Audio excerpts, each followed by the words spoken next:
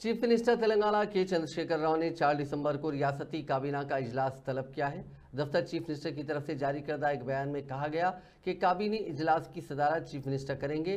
30 नवंबर को असेंबली इंतखाबात के लिए मुनक़दा रायदही की वोटिंग की गिनती के बाद डॉक्टर BR अम्बेडकर सेक्रेटेरिएट में यह इजलास तलब किया गया है। हुक्मरान BRS को इक़्तिदार पर वापसी की उम्मीद है, हत्ता कि कई एग्जिट पोल्स कांग्रेस के हक में जा रहे हैं। BRS के कारगुजार सदर KT रामाराव ने एग्जिट पोल्स को यकसर मुस्तरद कर दिया है। चीफ मिनिस्टर और सदर BRS चंद्रशेखर राव ने आज इस यकीन का इजहार किया कि BRS पार्टी तीसरी मियाद के लिए इख्तिदार में आएगी।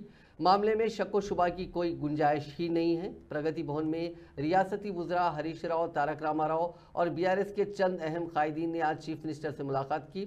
ज़राए के मुताबिक इस मुलाकात के दौरान रियासती वज़रा हरीश राव और KTR ने मुख्तलिफ असेंबली हल्कों में हुई ख़तई पोलिंग के आदाद व शुमार पेश किए। इस मौके पर चीफ मिनिस्टर ने कहा कि मुख्तलिफ मीडिया इदारों की जानिब से जारी करदा एग्जिट पोल में अक्सरियत BRS की शिकस्त की इतला दे रही हैं, लेकिन एग्जिट पोल की रिपोर्ट से हमें परेशान होने की ज़रूरत नहीं है, क्योंकि BRS पार्टी फिर एक मरतबा कामयाबी हासिल करने वाली है। उन्होंने कहा कि एग्जिट पोल की इजराई के बाद नताइज पर जारी गलत तशहीर से परेशान होने की ज़रूरत नहीं है, क्योंकि रियासत में हुकूमत करने वाली BRS पार्टी ही होगी। ज़राए ने मजीद बताया कि चीफ मिनिस्टर ने पार्टी कायदीन और वज़रा से यहाँ तक कहा कि आज और कल यानी जुमा और हफ्ता सब्र से काम लें। इतवार 3 दिसंबर को कामयाबी का जश्न मनाएंगे।